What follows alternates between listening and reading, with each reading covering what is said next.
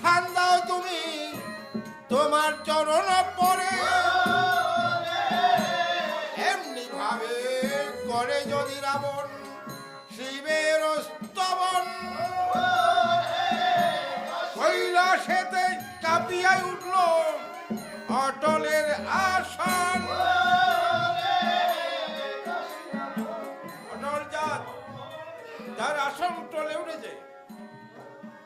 পাগলা ভোলা বসেছিলেন ধ্যানে, দেখতে পায় আমার আসন খানায় কেন উঠছে। ধ্যানস্থ দেখতে পায় লঙ্কায় রাবণ বিপদে পড়ে আমাকে ডাকছে। চিন্তা করছে, বাহ, দশানন শেষ মুহূর্তে আমাকে ডাকছে। ও এখন কি চায়? ও মুক্তির আলোক পেতে চায়। ভোলানাথ আমার কি করছেন? সংহার মুরতি ধরি হাতে ত্রিশূল নিয়ে যাত্রা করেছে। আদ্যা শক্তি দেখে বলে যায়, কোথায় যাচ্ছ না আছো? ভোলানাথ বলেছেন, আমি লঙ্কায় যাচ্ছি। তাহলে তোমার এই সংহার মূর্তি কেন?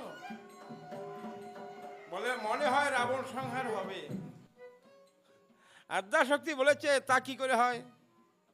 রাবণ যে আমার বড় আদরের সন্তান, ওকে তোমাকে আমি সংহার করতে দেবো না। ভোলানাথ বলেছে, কি হবে? মহাকালের খেলা জগতে চলছে, কাল পূর্ণ হলে আমাকে তো যেতেই হবে। দেবী বলেছেন, তাহলে বলো তুমি জীবের কি সংহার করো? তুমি তো সংহারের কর্তা, কি করে হও? ভোলানাথ বলেছে, অত কথা বলবার সময় তো আমার এখন নেই। আদ্যা শক্তি বলেছেন, আমার বাসনা তোমাকে বলতেই হবে। ভোলানাথ বলেছে, তাহলে শ্রবণ করো। অত এব প্রবাক্ষামী শরীরস্থ শরদ্বয়ম হংসচার স্বরূপেণ ভবেদ ব্যান প্রকালকম হংকার নিগমে প্রোক্তা সকান্ত প্রবেশন হংকার শিব রূপেণ সকার শক্তির উচ্চতে। জীবদেহ 49 বায়ু বিদ্যমান, তার মধ্যে 10 বায়ু প্রধান। প্রাণ অপান সমান উদান ব্যান নাগ কুম্ভ ক্রিকর দেবদত্ত ধনঞ্জয়। 5 বায়ু প্রধান, এর মধ্যে আবার প্রাণ আর হৃদয়, অপান নাভি থেকে অধদেশে, নাভি দেশে সমান বায়ু, কণ্ঠে উদান, সর্বশরীরে ব্যান। এদের খেলা চলছে আমার দেহ নিয়ে। এখন প্রাণবায়ু যখন শরীরের বাইরে আসে তখন উচ্চারিত হয় হং, যখন আবার ভিতরে যায় উচ্চারিত হচ্ছে স। এই হংসের খেলা চলছে। আচ্ছা, আমি বাইরে এলাম হং বলে, আর তুমি আমাকে ভিতরে নিতে পারলে না। জীবের সংহার হলো, বলো এখন কে সংহারের মালিক কে? আদ্যা শক্তি বলছে, তবু আমি তাকে তোমাকে সংহার করতে দেবো না। পাগলা ভোলা বলেছে, তার সংহারের সময় হলে তুমি ঠেকাতে পারবে না তো।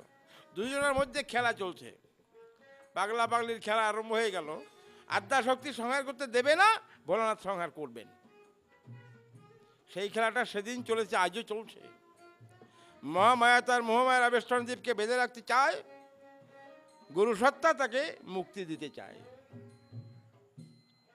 লঙ্কা দ্বীপে রণক্ষেত্রে এসে ভোলানাথ কি করেছেন? একখানা কর একটা মাথায় দিয়ে বলেছে, জয় তু। এই বলি দেবতাগণের মধ্যে গিয়ে বসেছেন। রাবণ দেখলো কি যেন পলকে ঝলক বেড়ে কোথায় মিলিয়ে গেল। দেখতে পায় ওই এসেছে গুরুদেব আমার। কিন্তু রাম দেখতে পায় সংহার মূর্তি। মনে মনে চিন্তা করছে, মন আর তোমাকে এই ভব জগতে থাকতে হবে না, যখন সংহার মূর্তি ধরেছেন গুরুদেব আমার। অমন বিদায় বেলা যদি পারো তাকে মনের মতো করে ডেকে নাও। সাধন না জানি দয়াল, ভজন না জানি, নিজ গুণে দয়া করো একবার, দেব সুলভ পানি। দেহ তরির কাণ্ডারি গুরু সর্বশাস্ত্রে কয়, দয়া করি কাণ্ডারে ধরি ওঠো পাছা নয়। তুমি যদি দয়া করে একবার হও তরির কাণ্ডারি, তালে তালে দ্বারে ফেলবে আমার নৌকার 6 জন দাঁড়ি। তুমি যদি কাণ্ডারি হও আমি হব নেয়ে সাগরে বান ডাকিলে তরি আনন্দে যাব বেয়ে।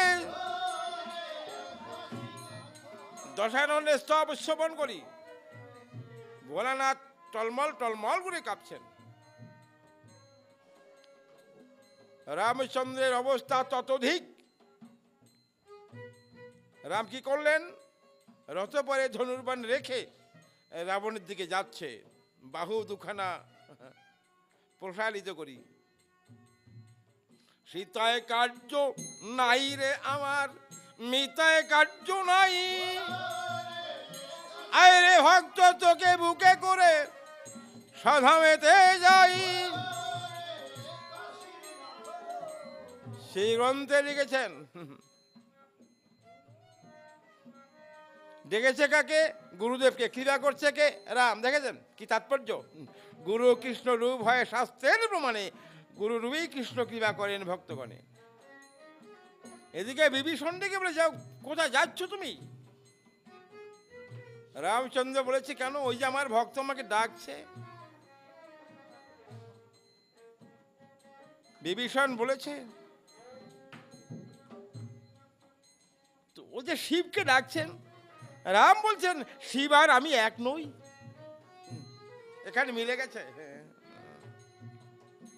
বিভীষণ বলেছে, প্রভু ও আমার শম্ভুনাথের স্তব করছে, যদি একবার কৃপা করে হাতখানা দেয় মাথায়, আর রাবণ বধ হবে না। অতএব একটা বাণ ছুড়ে দাও। রামচন্দ্রের বক্ষে যেন একটা শিলাঘাত করলো। বললো, বাহ, গুণের ভাই তুমি তার, সে তার সাধ্য সাধনে প্রবৃত্ত, তুমি আমাকে তাকে একটা বাণাঘাত করতে বলছো। আবার রামের ভাবের পরিবর্তন। অর্ধচন্দ্র বাণ এড়ে রাম কি যেন ভাবিয়া, রাবণ রাজার একটা মাথা তখন ফেলিলেন কাটিয়া। রাবণ রাজার একটা মাথা যদি কাটিয়া ফেলায়, শ্রী গুরু বলিয়া রাবণ রাজা কাটা মাথা পায়। তৃতীয় বাণে দুইটা মুন্ড করিলেন কর্তন, দিগম্বর বলে মুন্ড তখন পেল দশানন। তৃতীয় বাণে তিনটি মুন্ড কাটিলেন শ্রী হরি, তিনটি জন বলিয়া মুন্ড পেল দশগিরি। চতুর্থ বাণে চারিটি মুন্ড কাটিয়া ফেলিল, চতুর্ভুজ বলিয়া মুন্ড দশানন পেল। পঞ্চম বাণে পাঁচটি মুন্ড করিলেন কর্তন, পঞ্চানন বলে মুন্ডগুলি পেল দশানন। ষষ্ঠম বাণে ছয়টা মুন্ড কাটিলেন শ্রী হরি, শ্মশানবাসী বলে মুন্ডগুলি পেল দশগিরি। সপ্তম বাণে সাতটা মুন্ড করিলেন কর্তন, বিষব বাহন বলিয়া মুন্ডগুলি পেল দশানন। অষ্টম বাণে আটটা মুন্ড কাটিয়া ফেলিল, উমাকান্ত বলে মুন্ডগুলি দশানন পেল। নবম বাণে নয়টা মুন্ড কাটিয়া ফেলিল, নবীন কুমার বলে মুন্ডগুলি দশানন পেল। যে মুন্ডেতে ভোলানাথ দিয়াছিলেন হাত, ওই মুন্ড কাটিতে চেষ্টা করলেন না রঘুনাথ। অর্ধচন্দ্রবাণ পুনর্বার ধনুকে জড়িয়া, রাবণের মধ্যস্থানে ফেলিলেন কাটিয়া। দ্বিখণ্ডিত হয়ে দশানন গড়াগড়ি যায়, গড়াগড়ি যায় আর তাহার গুরু নাম গায়। গুরু নাম গান করিয়া ভক্ত দশানন, গুরু কৃপায় উভয় অঙ্গের ঘটিল মিলন। দেখতে পায় রামচন্দ্র অকল্পনীয়, প্রত্যাশিত দ্বিখণ্ডিত দশানন আবার জোড়া লেগেছে। দেখে বলেছে মিত্রবার বিভীষণ, তুমি আমাকে বলেছিলে একটা বানাঘাত করতে, আমি অনেকগুলি বান ছুড়ে দিলাম, দেখেছো তো? শুধু তোমাকে দেখাতে এই জন্যই নয়, বিশ্ব জগৎকে দেখাতে এবং শেখাতে। সে দেখো বিশ্ববাসী এহ জগতে কেহ যদি তার সাধ্য সাধনে প্রবৃত্ত হয়, এমন কোনো শক্তি নেই যে তার কোনো ক্ষতি করতে পারে। সে দেখো আমি তাকে দ্বিখণ্ডিত করলাম, কই তার তো মৃত্যু হলো না। মিত্রবর, আমি বলে ভুল করেছি, তুমি আমাকে ভুল পথে পরিচালিত করেছ। আমার আগে জানা ছিল না রাবণ এত বড় সাধক।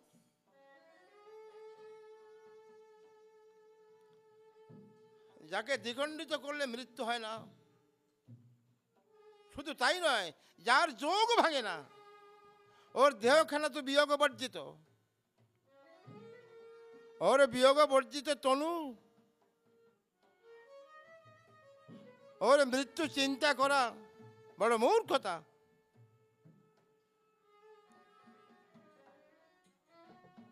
তবে আমি যা বলবো তুমি বুঝবে না।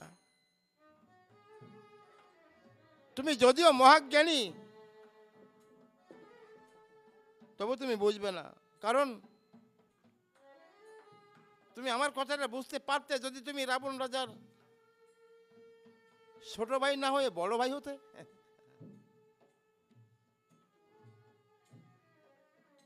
রঘুবংশ মহাকাব্যে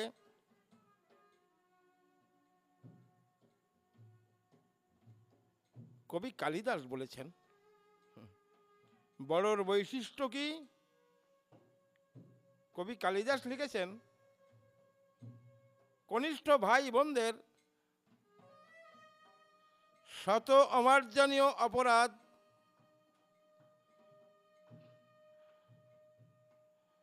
ক্ষমা চাইবার আগে যে ক্ষমা করতে পারে না, সে বড় হতে অযোগ্য। কথাটা আবার বলতে হবে। এই সংসারে ছোট ভাই বোনদের শত অমার্জনীয় অপরাধ, অমার্জনীয় অপরাধ যা ক্ষমা করা যায় না, শত অমার্জনীয় অপরাধ ক্ষমা চাওয়ার আগে যে ক্ষমা করতে পারে না,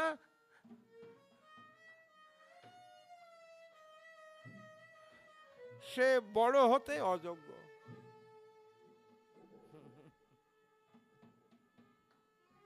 আমি তোমাকে বোঝাতে পারবো না, কারণ তুমি আমাকে যখন বলেছিলে বানাঘাত করো, আমার কষ্ট হয়েছিল।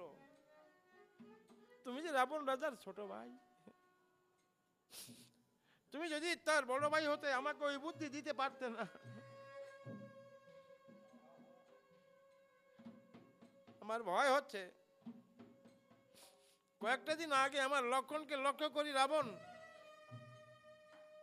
যে মারাত্মক শক্তিশালী নিক্ষেপ করেছিল,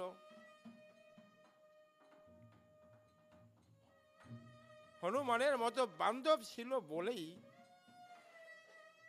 আমার ভাইটা বেঁচে আছে।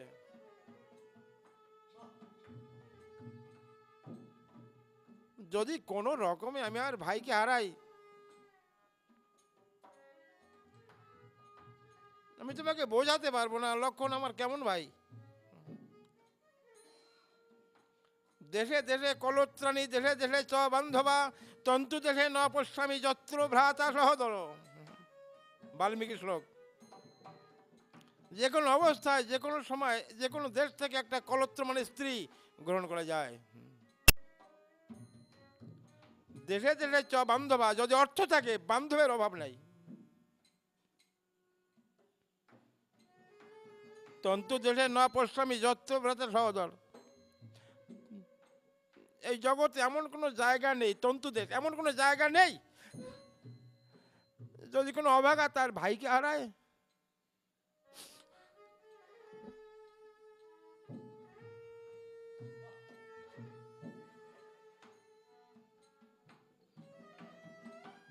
ভাই হারালে আর ভাই পাওয়া যায় না।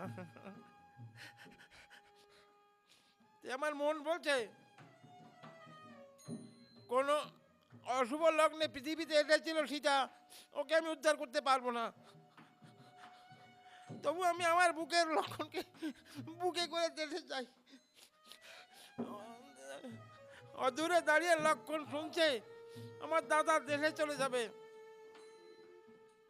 লক্ষণ কেঁদে কেঁদে বলেছে, দাদা তুমি অজর, তুমি অমর, তুমি অব্যয়, তুমি সত্য, তুমি নিত্য। আমি জানি তোমার কথা কোনোদিন মিথ্যা হবে না। তুমি যখন যাবো বলেছো আমি তোমাকে বারণ করবো না, কারণ তুমি যে সত্য, তুমি যে নিত্য। কিন্তু তোমার চরণে আমার একটা নিবেদন, তুমি যা বলেছো তা তো হবে না দাদা। তোমার যদি অযোধ্যায় যেতে হয় তাহলে একাই যেতে হবে, কারণ আমি আমার মাকে রেখে কোনোদিন এই দেশ থেকে যাব না।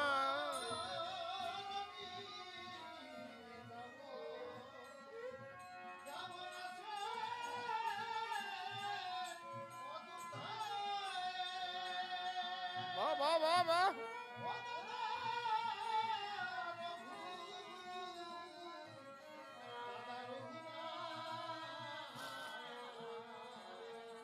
প্রভু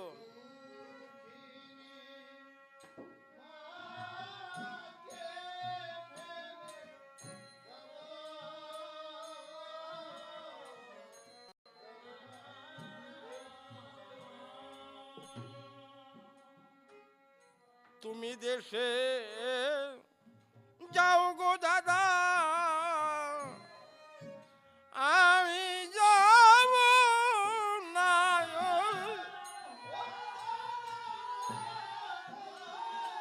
ওগো দেশে গিয়ে কোথায় পাবো আমার জগৎ লক্ষ্মী মা?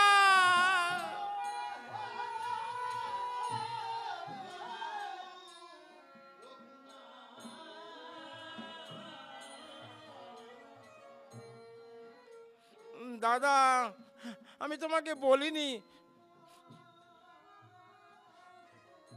তুমি বনে এসেছো পিতৃ সত্য পালনের জন্য, আর আমি এসেছি আমার মাতৃ সত্য পালনের জন্য। তুমি জানো না দাদা, আমি অন্ন খাই না, অগনিদ্রা যাই না, এই বনবাসে থাকি।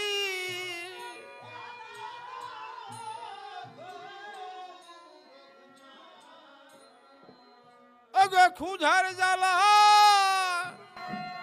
যখন ওঠে তোমায় দাদা বলে ডাকি,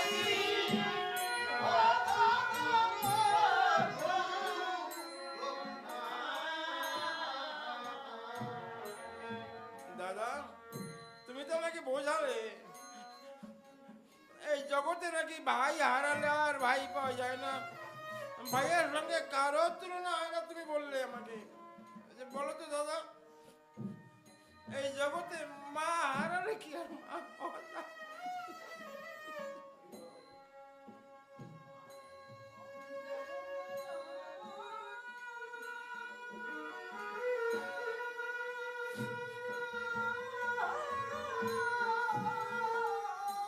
দাদা শোনো, আমি যখন অযোধ্যা থেকে আসি আমি একটু কেঁদেছিলাম। আমার মা বলেছিল, লক্ষণ তুই আমার গর্ভে জন্মেছিস, রাম শোনে যাচ্ছিস, তুই চোখে জল ফেলছিস কেন? তরুণী ভার্যা উর্মিলার জন্য কি? আমি বলেছিলাম না মা, অযোধ্যার ঐশ্বর্য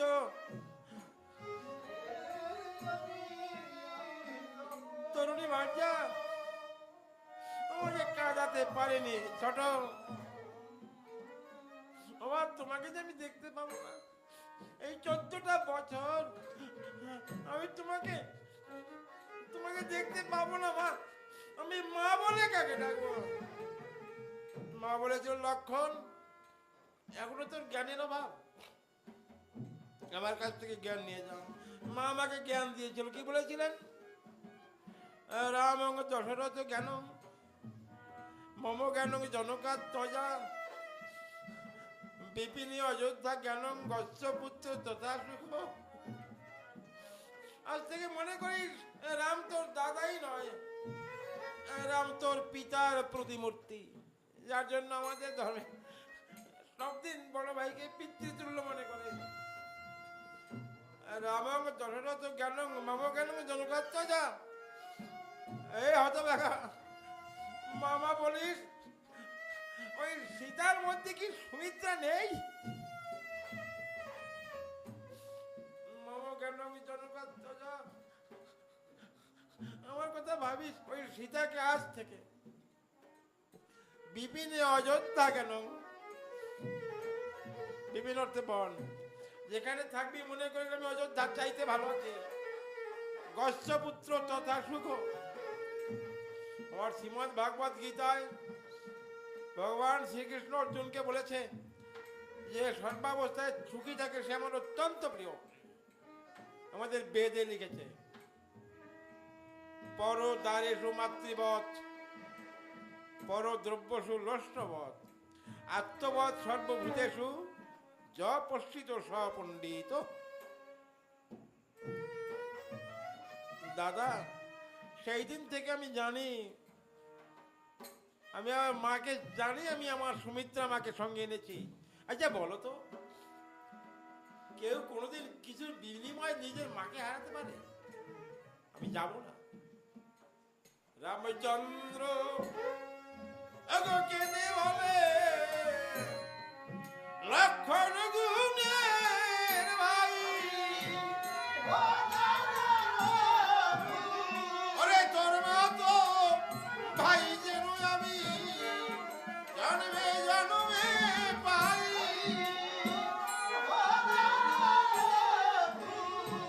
কীর্তিবাস অপণ্ডিতের এই অমৃত হরি, রামানন্দে বদন ভরিয়া একবার বলুন হরি হরি।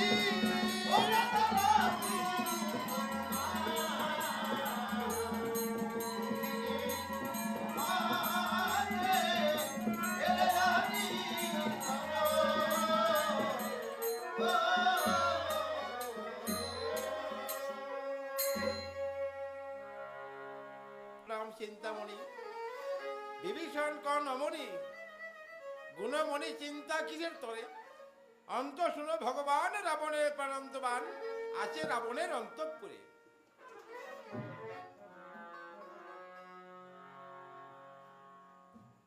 কহেন ভুবনেশ্বর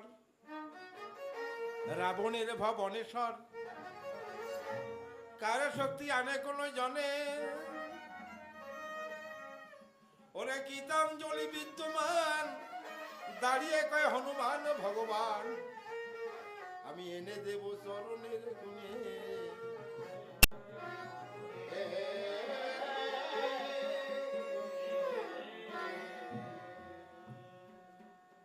রামচন্দ্র বলেছে হনুমান বান যে আনয়ন করবি, বানের সন্ধান তো নিবি।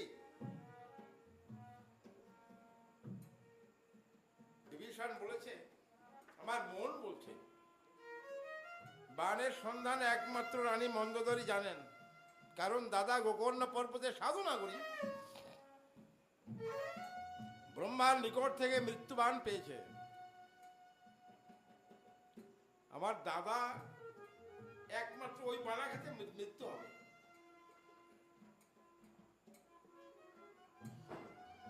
রামচন্দ্র বলেছে হনুমান বানটি কিভাবে আনয়ন করবি? কীর্তিবাস লিখেছেন হনুমান দৈবজ্ঞের বেশে বান আনয়ন করেন, মতান্তর ভিন্ন রূপ। বাল্মীকি রামায়ণ সেরকম নয়। রামচন্দ্র বলেছে হনুমান দৈবজ্ঞের বেশি মৃত্যুবান আনয়ন করা সম্ভব নয়, কারণ রানী মন্দোদরী একমাত্র স্বামীকে ছাড়া কাউকে বিশ্বাস করবে না। যদি রাবণ মূর্তি ধরতে পারিস তাহলে চেষ্টা করতে পারিস। হনুমান বলেছে, প্রভু তোমার কৃপা যদি ঘটে, এই ঘটে কি না ঘটে,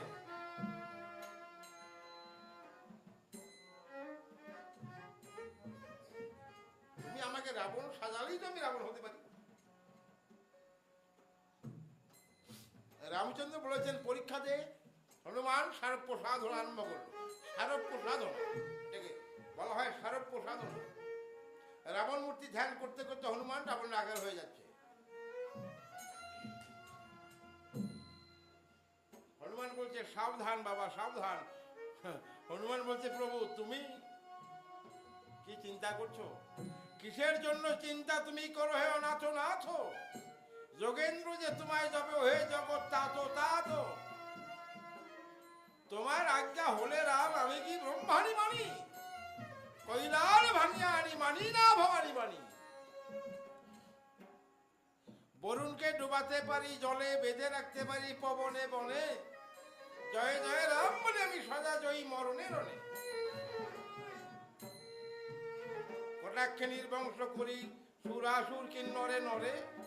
বন্ধু সেবান করে হরি ধরি রক্ষা করে করে।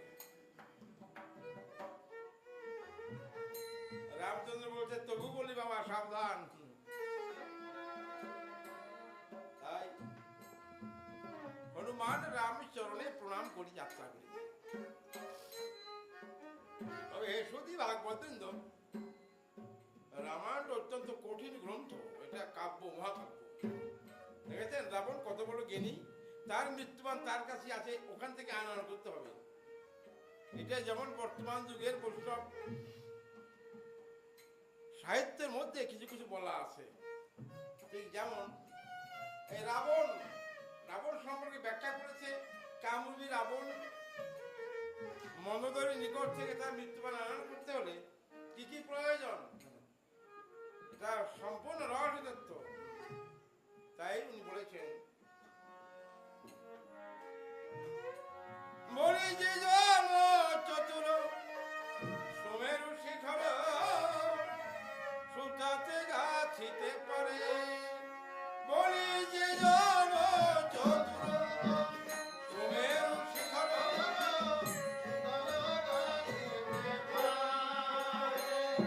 বলি মাকড় শাড়ি জানে, মাতঙ্গ বাঁধিলে এ রস মিলিবে তারে।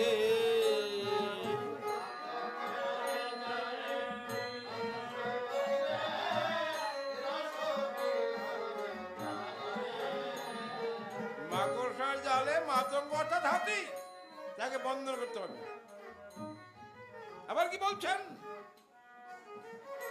বলি যাইবি পশ্চিমে, বসিবি দক্ষিণে, থাকিবি পূরব মুখে। বলি যাইবি দক্ষিণে, বসিবি পশ্চিমে,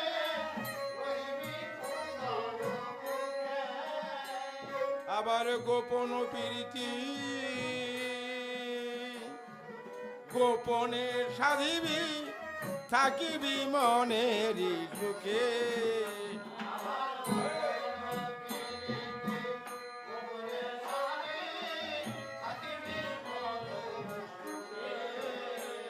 বলি কলঙ্ক সাগরে স্নান করিবি,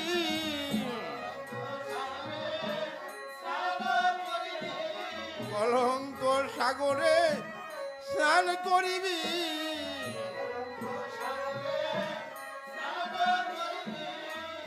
এলিয়ে মাথারো কেল গো হায় হায়, এলিয়ে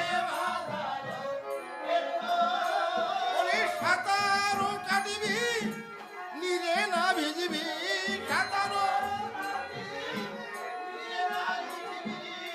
সমসুখ দুঃখ ক্লেল গো হায় হায়, সমসুখ দুঃখ।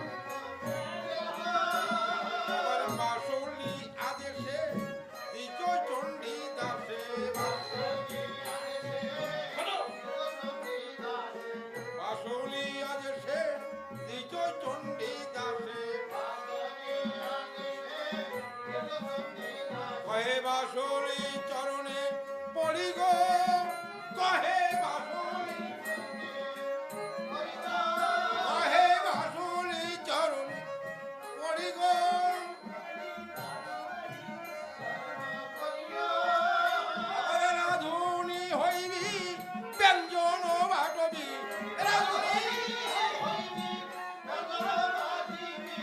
না চুইবি রান্নার হাড়ি গো, হায় হায় না চুইবি রান্নার হাড়ি গো। অত্যন্ত কঠিন এই রাবণবাদ। হনুমান যাত্রা করছে, লঙ্কার বাহির দ্বারে গিয়ে মনে মনে চিন্তা করছে, আমি যদি এই বেশি যাই, কারণ সবাই জানে আমাকে হনুমান বলে, আর লঙ্কার মধ্যে যে কয় ব্যক্তি থাকে ওরা বলে আমাকে ঘর বলা, আমাকে দেখলেই বলে ওটার নাম ঘর বলা, কেউ বলে ঘর বলা, কেউ বলে মুখ পড়া। লঙ্কার বাইরে গিয়ে ওই দ্বারে বসে আবার সর্ব সাধন করি, রাবণ মূর্তি ধারণ করি। যখন রাবণ মূর্তি ধারণ করেছে,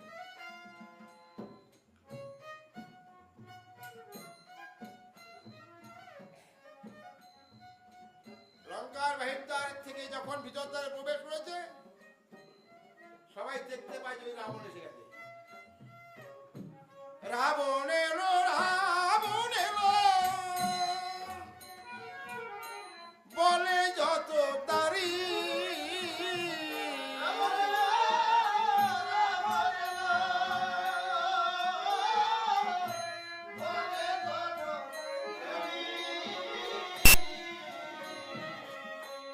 অন্তঃপুর দ্বার খুলে দিল রানী মন্দোদরী।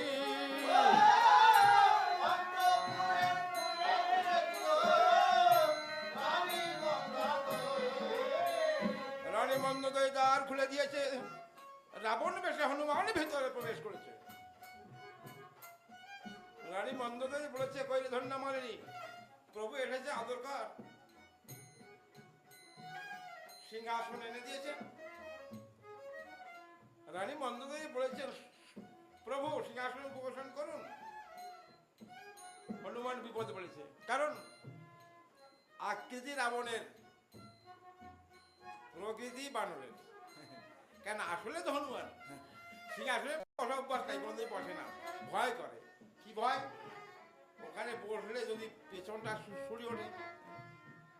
আবার মনে মনে চিন্তা করে, প্রভু তুমি তো রাজার ছেলে, আমাকে ঠিক মতো বসাও, ভুল হলে তো বিপদে পড়বো। সমর্পিত দেহ হলে অনর্পিত প্রেম হলে। হনুমান বলেছে, ঠিক হয়েছে।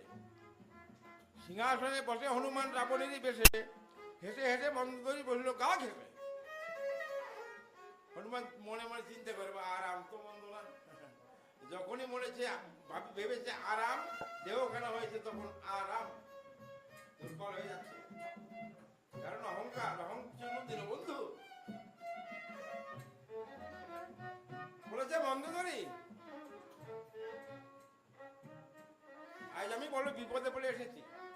রণে পরাজয় ঘটেছে, ভেবেছিলাম স্বামী আমার গুরুদেব আছেন যেখানে, সেখানে যাই। আমারই বানে ভর করে বসে আছেন গুরুদেব আমার। বানটা কোথায় রেখেছে বলো তো? মন্দোদরী বলে, বলবো না, কারণ তুমি তো আমাকে বারণ করেছো। বানটা কোথায় রাখবে কারো কাছে বলবে না, আমি তোমাকে বলবো না।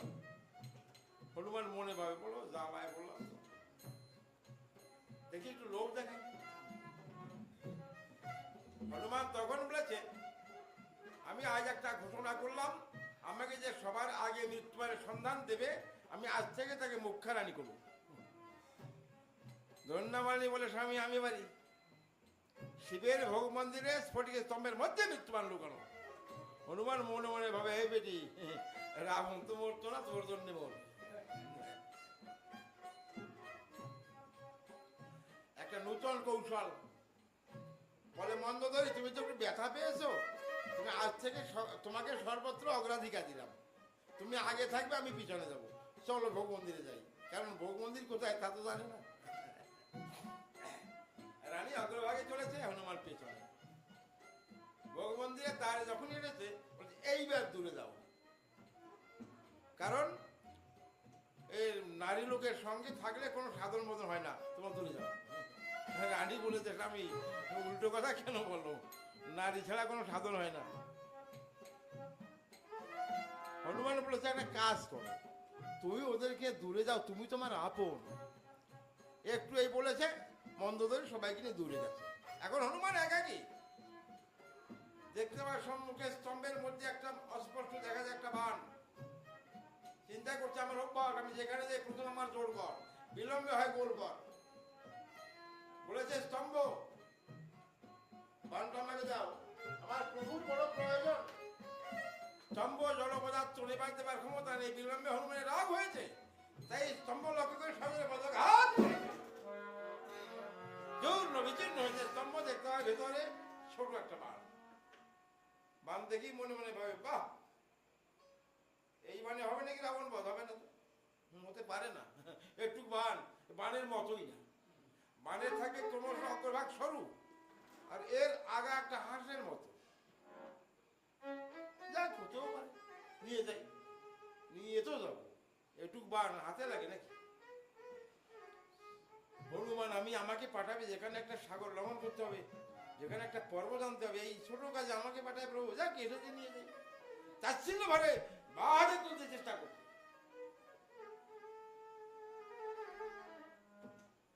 বাহাতে তুলতে পারেনি, ডান হাতে তুলতে পারেনি, দু হাতে তুলতে পারেনি। হনুমান চিন্তা করছে, আমি বড় ভুল করেছি, আমি কি কোনোদিন বড় কাজ করেছি? সব কাজ তো করেছেন আমার প্রভু। হনুমান, কেন তুমি অহংকার করেছো? অত্যন্ত সুচতুর হনুমান তাই কি করছে, আবার আঁখি বন্ধ করি জোর হাতে বলেছে, রাম রাম বলে হনুমান তখন কাঁদিতে লাগিল। করুণাময় রামচন্দ্রের দয়া যে হইল,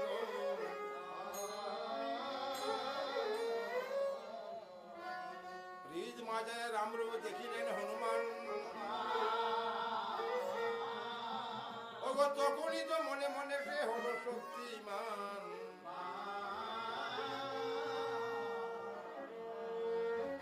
রামচন্দ্রের কৃপা লাভ করে হনুমান মৃত্যুবান যখন ধরেছে, তার হাতে বড় হালকা হয়ে উঠেছে।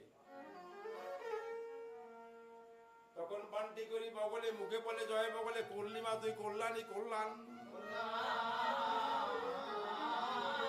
ওগো হাসি ধরে না ধরে, অমনি নিজে মূর্তি ধরে প্রাচী উঠিলা হনুমান।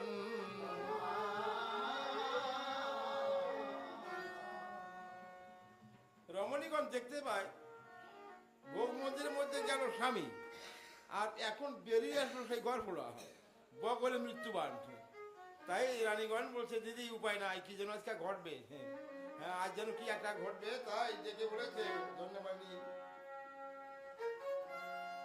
দিদি গো, বিধি বুঝি বিধবা ঘটায়। দিদি গো,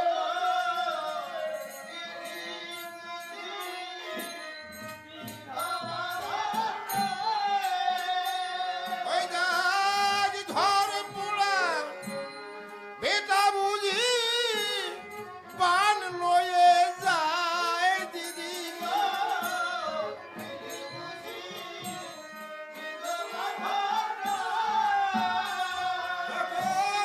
ইন্দ্রজিতের মাতৃ শশা দেখায় এনে দুইটি শশা, ঘোর তামেশা দেখে হনুমান।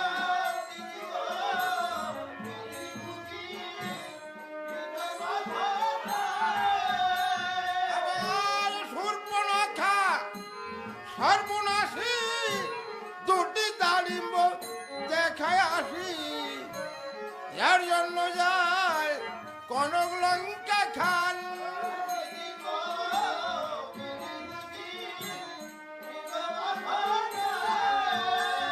আবার কুম্ভনসী করে রস এনে দেখায় আনারস, নানা রস তার কথার মধ্যে করে।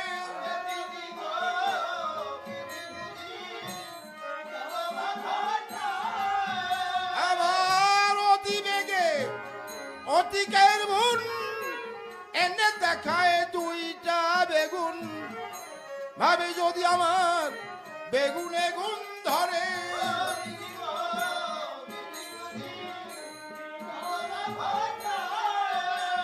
আবার কেউ দেখাচ্ছে করপাতি, ক্ষুদ্র লেবু কাগজি পাতি, কেউ বা আবার জামিন হাজির করলো,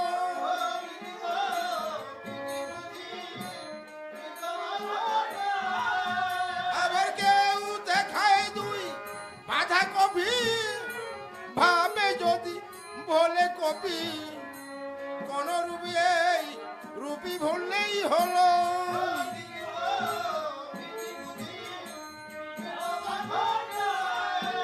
আবার কেউ কমলা এনে করে দেখায়, ওই কমলা কান্তেরই করে, হেসে হনুমান রানীগণকে কয়,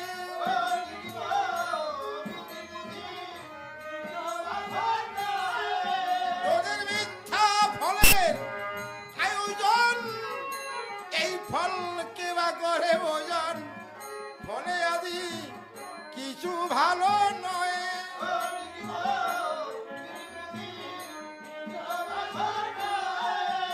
আবার যে দেয় চতুর বর্গের ফল, তাহার সঙ্গে অকৌশল, যেমনি কার্য তেমনি ফল ফলাবো।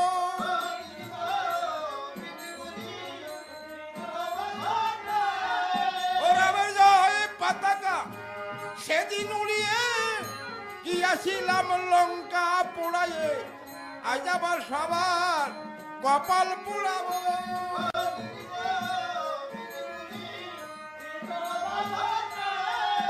এই বলি হনুমান লম্ব প্রদান করি রণক্ষেত্রে পড়েছে।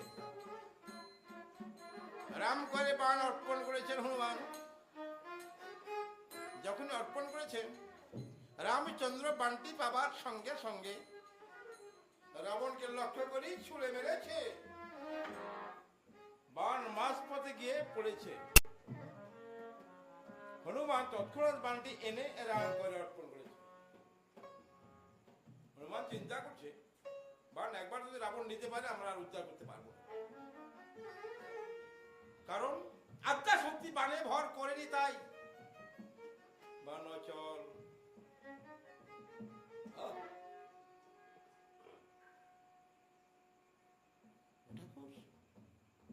যখনই বাণ অচল হয়ে গেছে, রাবণ রাজা বলেছে, মা বাবা বিশ্ব জননী, শতভাগা সন্তানকে রক্ষা করবার জন্য এসেছিস,